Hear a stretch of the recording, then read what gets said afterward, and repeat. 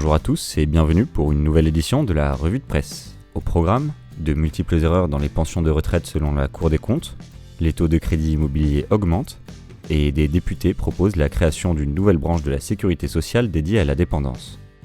Le magazine Mieux vivre votre argent décortique le rapport annuel de la Cour des comptes dans le cadre de la certification des comptes du régime général de la sécurité sociale. Sur les 835 000 nouvelles pensions versées en 2019 par la branche vieillesse de la Sécu, 221 500 ont fait l'objet d'une révision de droit, c'est-à-dire que la pension a été revue à la hausse ou à la baisse de manière rétroactive. Capital.fr précise que dans certaines caisses comme la CNAV d'Île-de-France, la proportion d'erreurs monte à 1 dossier sur 5. De plus, ces manquements sont majoritairement en la défaveur des assurés. Ce problème est en grande partie dû à des erreurs sur la prise en compte de la carrière. Afin de réduire ces dysfonctionnements, les sages de la rue Cambon conseillent d'automatiser les contrôles et les échanges de données informatiques.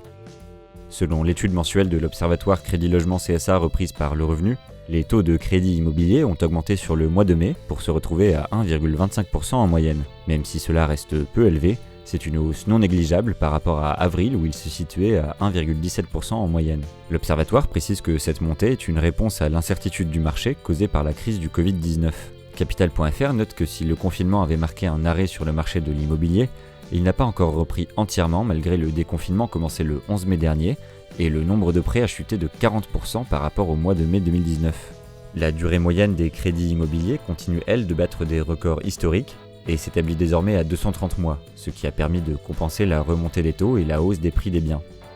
En marge de l'étude de 2 projets de loi relatifs à la dette sociale discutés cette semaine à l'Assemblée nationale, des députés de la majorité ont proposé l'accélération de la création d'une 5e branche de la sécurité sociale dédiée à la dépendance.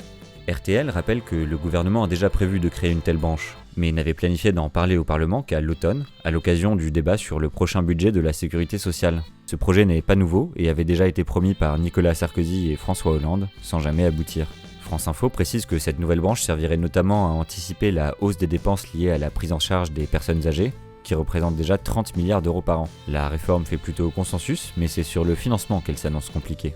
Le gouvernement réfléchit à une réorientation d'une partie de la CSG vers la dépendance à partir de 2024 à hauteur d'un peu plus de 2 milliards d'euros par an, ce qui laisse encore 4 milliards d'euros à trouver sur les 6 milliards laissés à la charge des familles des personnes dépendantes. Lorsqu'elle était ministre des Solidarités et de la Santé, Agnès Buzyn avait également évoqué la création d'un 2e jour férié travaillé, en plus du lundi de Pentecôte.